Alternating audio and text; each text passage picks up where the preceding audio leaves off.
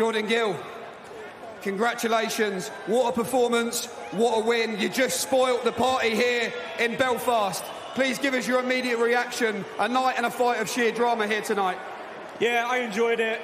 My reaction was that, to silence the fans, to go into the champion's backyard, a world-class fighter. I have the utmost respect for Michael Conlan. Belfast has been amazing. Thank you, mate. You're a good fighter. It's been a great week in Belfast. I'm just a small kid from Chatteris. I'm from Finland. I represent the Fens, and I'm proud to do so. We don't have champions where I come from. I want to be a world champion. I've done everything but become world champion. I feel like after this win, I deserve a shot. You kept saying, Jordan, throughout the whole build-up that you were a man with a plan. Tonight we saw a different Jordan Gill, a very competent, come-forward pressure fighter. What was the game plan heading into this fight, and how effectively were you able to execute it in this ring? The plan was to make Mick work. I knew that he lacked efficiency. I thought that I could hurt him with either hand, and I hurt him for every round. And I knew I would, and I knocked him down heavy. I thought it could have been stopped then, but after he got up, I thought, I'm going to get him. It's just a matter of time. So there was certain times that I strayed away from the game plan. Sorry, Ben Davison, Lee Wiley and Barry. I'm sorry, but I got there in the end. You hurt him badly in that second round, and Lee was talking ringside. Your good friend Lee, who I know has been a big part in the build-up behind the scenes. You're winking at him over there as well. But how important was it for you, Jordan, not to get too greedy? Because that's what Lee was saying ringside. Yeah, I mean, I knew Conlan, he's got so much heart. He's such a proud man. He's in front of his Belfast fans. There's over 200 countries watching around the world on DAZN. You're welcome, Eddie. I knew that it would be dangerous in there, and I had to take my time in wearing him down and getting him out, and I got there. Up at super featherweight, you looked so big and strong in here tonight. How did the body feel? Different ball game, mate.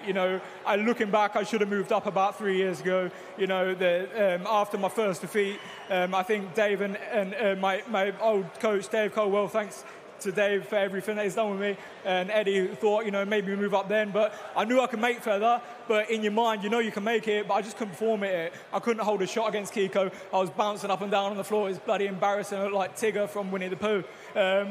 But I've had a hard year. Not many people know what I've been through this year. After the Kiko loss, I sort of lost touch with myself. I broke up with my wife. I was in the 30th of June. I was in a field. I drank a litre of vodka, and I was going to kill myself. And somebody saved me. Somebody come and saved me that day. And I went to Dave. I went to Ben Davison's gym. I worked with Barry. Barry's put so much effort in with me. My dad's been by my side. My friends and my family have been there supporting me. All my friends, I can't thank them enough. And look what, I've just changed my life. I've got my own gym. I've got my own gym opening next week with my friend Damien, where I've turned my life around this year in the last 4 months, and it's just because of that. So if you're thinking, what am I doing in my life? You can do it. You can make a change. Just get up, have that belief in yourself, and go and do it, because nobody believed that I could do this, and I did, and that's all that mattered. Well, Jordan, I know everyone watching at home will be incredibly proud of you in this ring tonight, but definitely not as much as proud as you should be of yourself standing here. Let's bring in promoter Eddie Hearn. Eddie, your verdict watching that from ringside in Belfast tonight? A breathtaking performance. I mean, listen, I'll be completely honest. I thought Michael Conlan was a big favourite going into the fight tonight.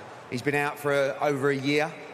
We didn't know, as a team, what he had left really in the gym or desire, other than what he was telling us, which was a lot. But from the moment that he scored the knockdown, I looked to the neutral corner where he was standing, and there was something in his eye tonight that just said, I'm going to do it. And that wasn't just a career best performance. That was a life-changing performance from Jordan Gill, because this was it for him tonight.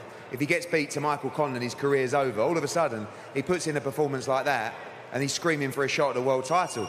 Yeah. The story that he told, I didn't know anything about the story that he told. And that's a great inspiration to people. It's a great story and shows you what he come back from. But Ben, Barry, Dad, Lee, the whole team, to come here and to beat Michael Conlan as a year out, and I knew he should have moved to super feather. As soon as he got beat by Kiko, you could see it on the night. He looked like a different fighter in there tonight. And from a fighter that looked like this was his final payday, to all of a sudden a fighter that looks like he's opened up a few new chapters. And it's really exciting. I'm really pleased for him. He's a lovely fella. You know, like he said, he's done a lot. European champion, Commonwealth champion, WBA champion, and always looked on the verge of doing something in the sport. And tonight he did something in the sport.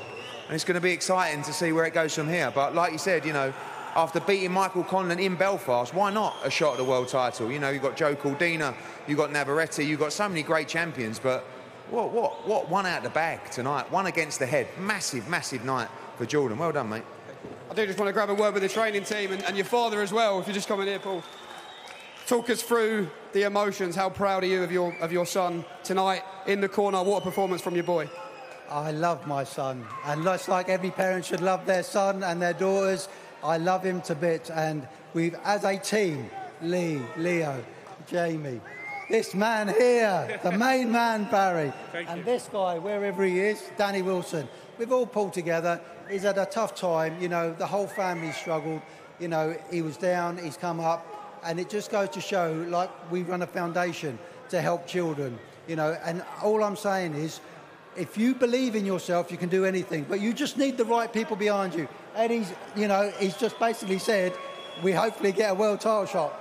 That is what you just said, is it not? Right, I'm just putting him on the spot. I'm pitching it out here. I'm putting him on the spot. So, yeah, I'm very proud, and thank you very much for everybody who turning up and giving Jordan the support. Thank you. Congratulations to the whole team. Congratulations to Jordan Gill.